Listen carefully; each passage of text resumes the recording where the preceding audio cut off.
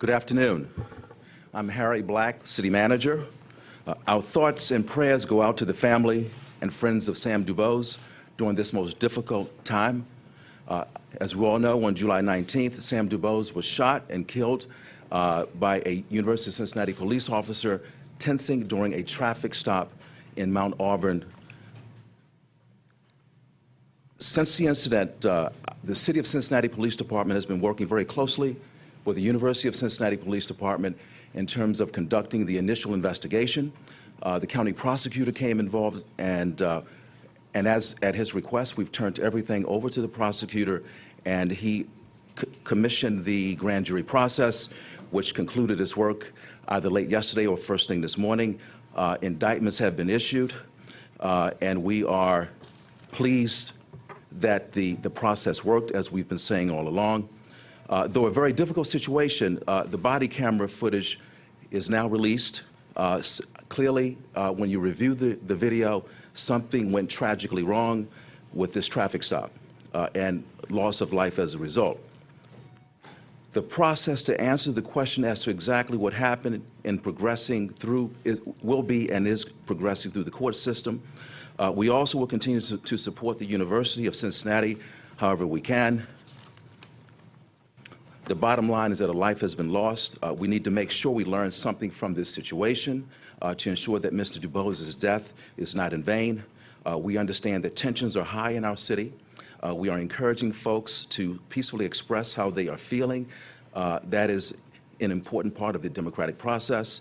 As we always do, we are making preparations for any scenarios that may present themselves. For this afternoon, you'll hear from Mayor John Cranley next, followed by President Santa Ono of the University of Cincinnati, followed by Chief Blackwell. At this time, I'm going to ask Mayor Cranley to offer remarks. First, let me say that I had a chance to meet this morning with the family, and it was a very sad occasion. Lots of tears. But I will tell you that, as you heard in the press conference just a little while ago, that the family is in mourning, but also wants to honor the spirit of Samuel's life. And as they described him, he was a jokester, but he was not a violent man. And they want him to be remembered as such, and they want this city to act in a way to honor his spirit. And I, on behalf of the city, was able to express our condolences to the family, and I want to thank the family for their leadership for this city at this time. The second thing I want to say is that I think we all hoped that the charges that would come out of the grand jury would match the video, the actions on the video. That if the actions on the video were justified, that would be the charge or no charge, and if the actions were not justified, that charges would reflect that. We wanted the right thing to be done, the just thing to be done, the fair thing to be done. We wanted the truth to come out. And when you look at, for example, the videos in New York earlier this year, and you see that no charge was brought, there was a great sense that maybe justice was not done. In this case, I want to thank Prosecutor Joe Deters for his extraordinary leadership, not for pushing an agenda, but for doing the right thing. And I've known Joe for almost 20 years. And he has done the city an enormous public service today. And I want to thank him and his office for moving quickly in the pursuit of the right thing. We are going to get through this with the help of the family and the help of the many people in this room. Our police department is prepared and ready to deal with anything that happens today or tomorrow or the next couple of days. we have the best police department in the world. We respect the right of people to peacefully protest and to exercise their First Amendment rights. And there is obviously reason for people to be angry today and upset. And people deserve the right to be able to do so in a public manner. That's what this country is all about. And our police department is prepared to respect that. Our police department is also prepared to deal with people that would violate the spirit of Samuel DuBose's life, which was nonviolence, and his family has called for the same. I also want to take a minute to thank the unity of this city right now. We have great civil rights leaders like Bishop Bobby Hilton and Pete Mingo here who have been walking the streets, who have been talking to the community, who have lots of experience urging calm and peace, and also demanding justice. I want to thank my colleagues. We've got Councilman, former police officer Wendell Young, Councilwoman Yvette Simpson, Councilwoman Amy Murray, Councilman Charlie Winburn, Councilman P.G. Sittenfeld. I know Councilman Smitherman is on a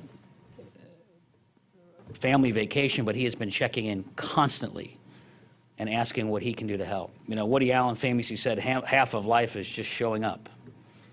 And I'm proud that this city and the City Council is here, present, at a tough time for our city. I also want to take special acknowledgement of State Representative Christy Bryant, who is here, and Cecil Thomas, State Senator Cecil. Cecil was an incredible leader back in 2001 and really helped this city. And every time I turn on the TV, he is out there walking the walk. And so we are blessed to have a lot of people who have worked together over many years, and those relationships are activated now. And we are in this together. I urge people to go about their business. Those who need to exercise their moral outrage are allowed to do so, of course, in a peaceful way, and we will respect that. But we, Cincinnati, will get through this. We will get through this with a fair justice process that Joe Dieters has overseen and with a professional police department that is there on the street. And we will continue to work with our great university, the University of Cincinnati, and its leader, who we've gotten to know over the last several years, who has really epitomized the spirit of Cincinnati. And that is President Sanaona, who will now speak. Thank you. Thank you.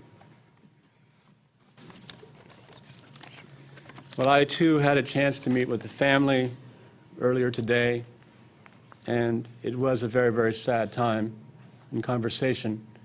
And I gave them my condolences and my prayers, and my thoughts and prayers continue for the family and loved ones of Samuel DuBose. He was clearly a remarkable person, a kind person, a family man, and a member of the community. As a result of the grand jury action, we have decided, University of Cincinnati Police Chief Jason Goodrich and I, to immediately terminate Officer Ray Tenzing, and that has already taken place. Beyond the criminal investigation, as I've said earlier this week, the university is reviewing what has occurred and will take all necessary steps to address any training, staffing, and hiring policy issues that may be indicated by a review of this event. We are fully committed to doing anything, even retraining officers, so that we can be really a model of public safety from a university setting. The other thing that many of you are aware of is that, thanks to many of the members of this room, over the past several days, I have personally been meeting with many community leaders who have been there, and I thank them for that. We will continue to partner with them in the weeks, months, and even years ahead to ensure that the University of Cincinnati strengthens our commitment to partnering with the City of Cincinnati, the Cincinnati Police Department, and the public to be really one of the best in public safety. Thank you. Chief Blackwell. Clearly, this is a tragedy for our city and for our nation. Our hearts collectively, all of our hearts, go out to the DuBose family.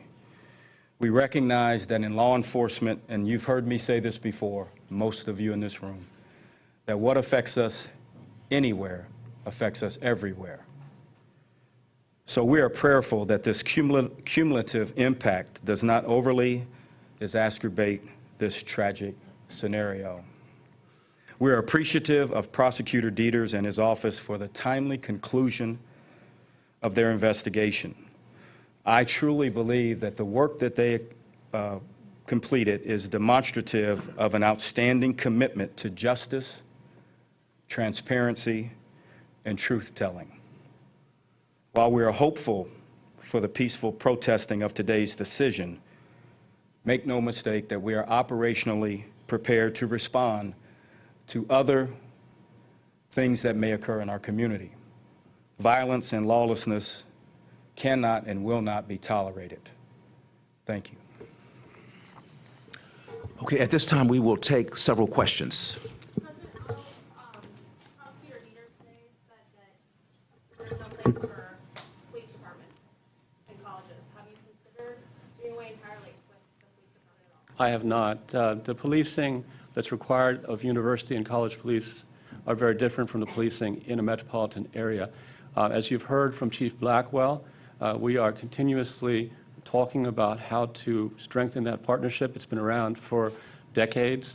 And so the important thing is to ensure the safety of the entire community and also, frankly, of the university community. And that will require honest conversations involving, as I said, a top-to-bottom review of UCPD. We have a lot of great men and women in UCPD. And so, as I said, we will complete that top-to-bottom review.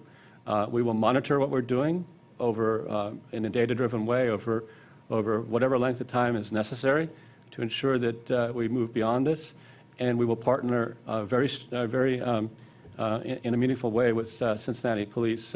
As we speak, there are individuals from District 4, District 5, together with UCPD staff on the University of Cincinnati campus. So that kind of partnership is really essential.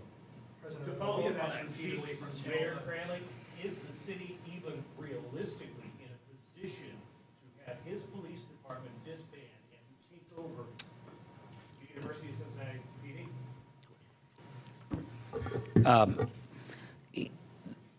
First of all, let me say that, as Santa has already said, there's going to be an independent investigation review of the UC Police Department. Both Santa and I have already said that reform obviously needs to be had to at least bring the UC Police Department in conformity with our collaborative agreement. Clearly non-negotiable at this point. It's too early to say how that all ends up. Obviously, our police department could do it, but regardless, this isn't a unilateral decision. We're in partnership with UC, and we will work all these things out together. It's too early to tell, but right now, as Santa just told you, our police department is with the UC Police Department.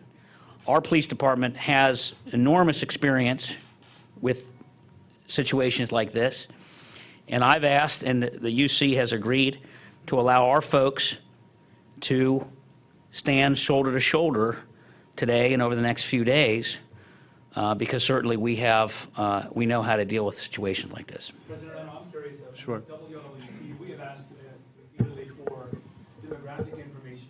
Sure. In the police department, do you know the makeup of the officers, the number, the age of officers, also the ethnic and racial makeup of your staff? I don't have those at my fingertips, but as we comply with all public records requests, and so certainly you have those. If you don't have them yet, you'll get them shortly. Thank you. Yeah.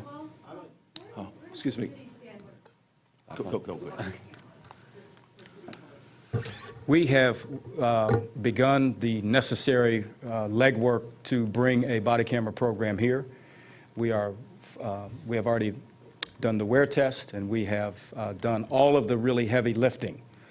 But we were reminded by the city manager and others that we need to really make an understanding as to the long-term impact of data retrieval and the costs associated with storage and redaction. So we've got a lot of that done. We will have a body camera program here soon. He assures me of that. We are just working through some back-end formalities. Will this case help your cause to get more body cameras? If I may, Chief. As the Chief mentioned, pursuing a body camera program is not a question. We've made a decision that we will be pursuing a body camera program. We just want to step back and ask all the right questions to make sure that when we do it in the most economical way and the most effective way. But we will ultimately have a body camera program. I think it's safe to say that this case is going to help the cause of body cameras across the country. President Odo, I'm a student at the University of Cincinnati. Yes. All the communication thus far concerning the students has been focused on safety Yes. and about anti-rioting. And I'm concerned with how are you addressing black students like myself who are grieving at this loss of life? Yeah. We've been grieving for years at racial disparities in our country, in our university. And what's your plan to bring them to the table to make sure they're engaged in this? We definitely will, and we will do that. We have, we're actually, and I'd like to involve you in that process. We are coming up with a pretty comprehensive plan, beginning as soon as the semester starts and well into the year. But I welcome that involvement of students, and I'd love to talk to you a little bit more about that. Thank you so much. Thank you. Yeah. What kind of precedent are we setting here? Well, I think, you know, over the last year, where you've had the situations in Staten Island, in Ferguson, in Florida, in Beaver Creek, in Cleveland, in Baltimore, so many times people have said, well, Cincinnati has been through this 15 years ago and has made a lot of improvements, not perfection, but improvements.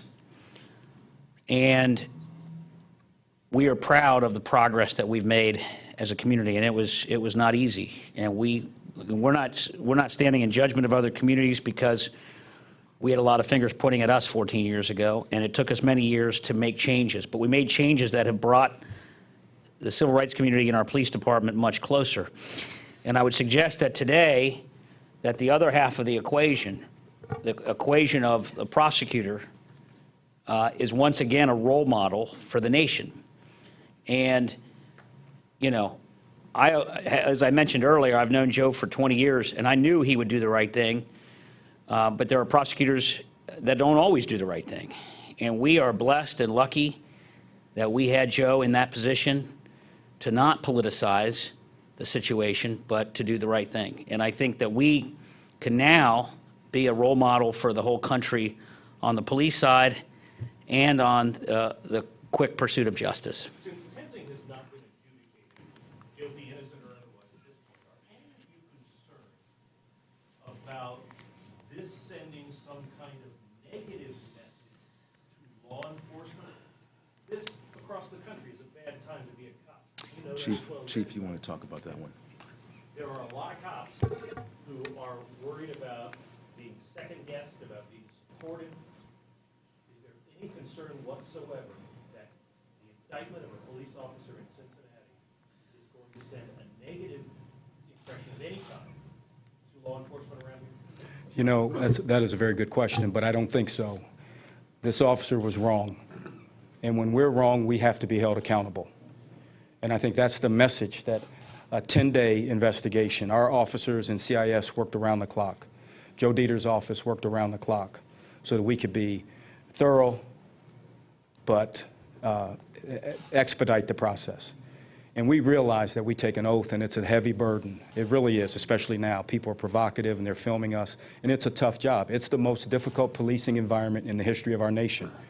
But that doesn't excuse away bad behavior. We have got to be right. We have got to be constitutional, and we have got to be just, period. President Odo, I'd like to follow up quickly on the demographics of the department question. We have asked repeatedly and have not gotten a satisfactory answer to to the, with regard to the demographics. I'll make Just sure, wanna press it. I'll make sure you get it. The Yeah. question I ask, and ideally by the end of the day, if it's possible. but Sure. The reason I ask is that I'm curious about your perspective. Does the department, what is the makeup? Do you feel it matches the community, at least the UC? Oh, well, definitely, there's room for more diversity in that force, and that's something that the new Chief of Police, Jason Goodrich, is really committed to doing, and he has plans for that. But it's, public record requests actually don't go through my office, they go through the General Counsel, so I'll talk to her and make sure that there's a response for that question.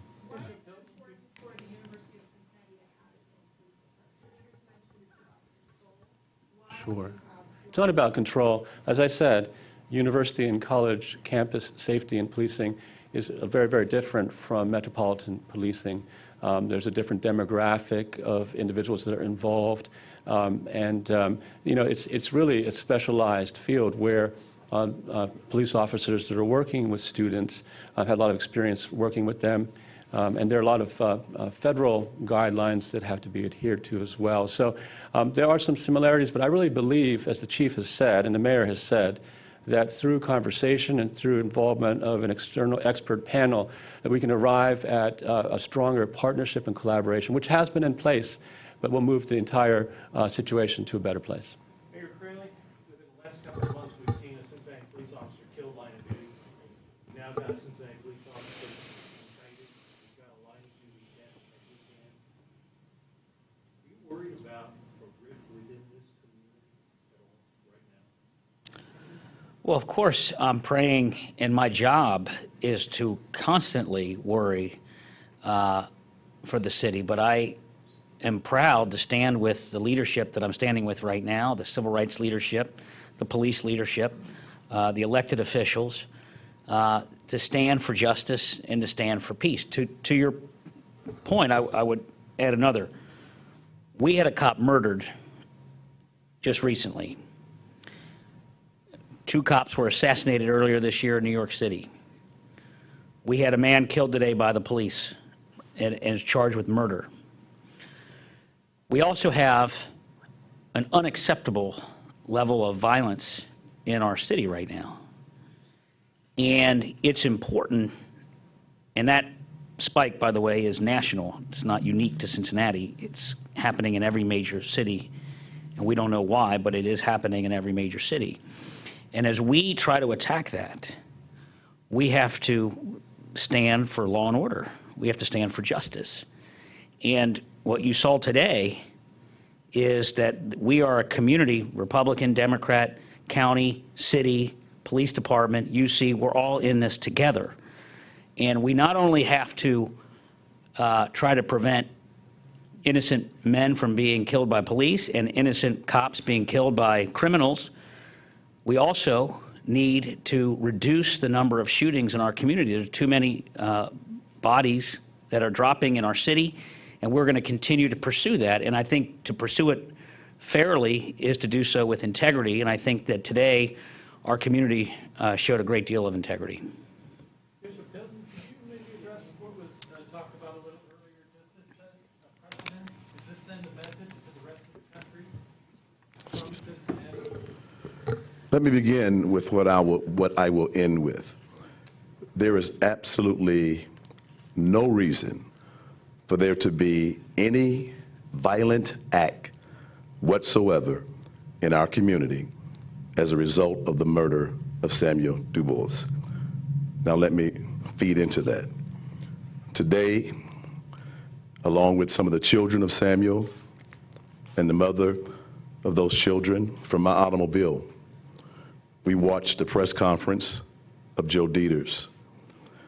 And as we watched it and watched the video, we witnessed what could be one of the most egregious killings of an unarmed black man by a police officer. There was screaming, there was crying, it was hurtful, it was painful. And all we could do was embrace and cry and say we would get through it.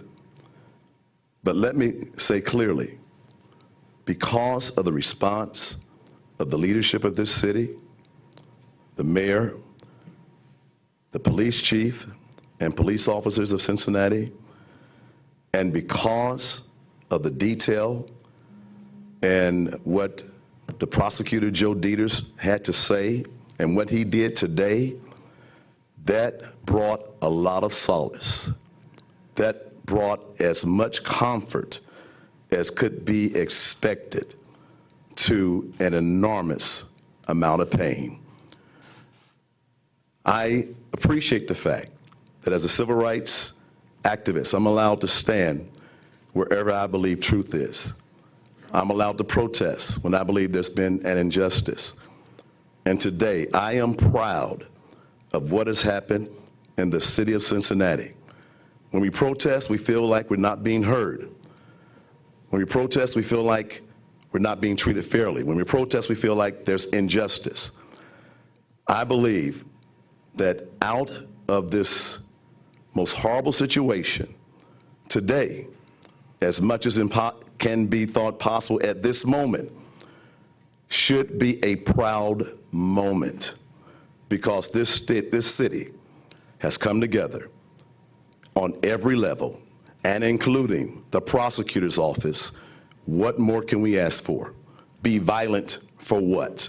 Let's hold our head up and say we just witnessed fairness and justice as much as possible to this point. We know we have a long way to go, but let's appreciate what has happened to this point and let this be a model for the nation, because I don't think Ferguson got this.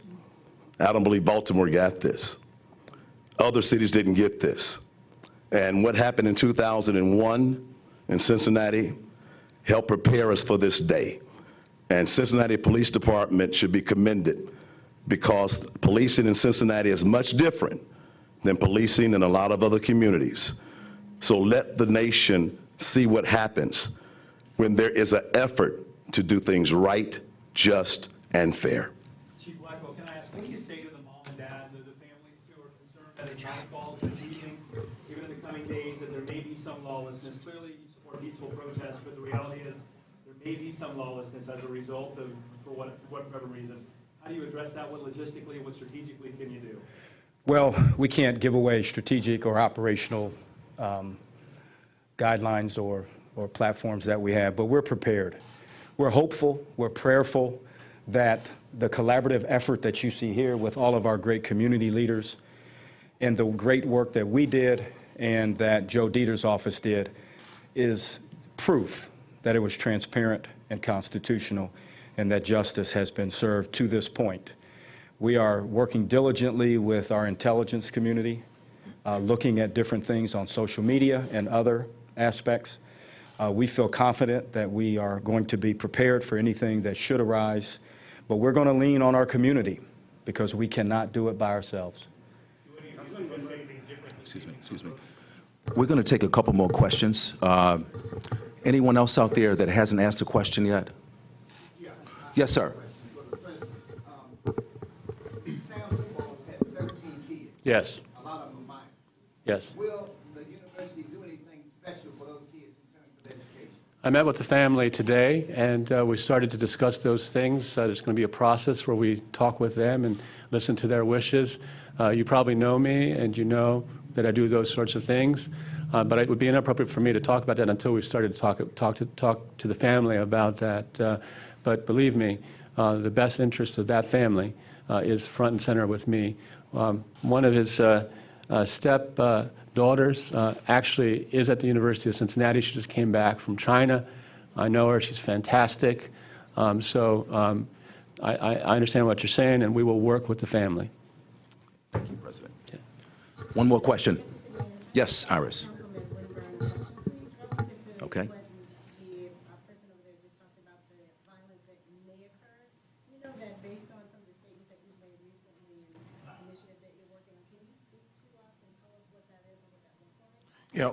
First of all, thank you. Let me just thank the city manager, our police chief, and our mayor, and the very fine people that are here.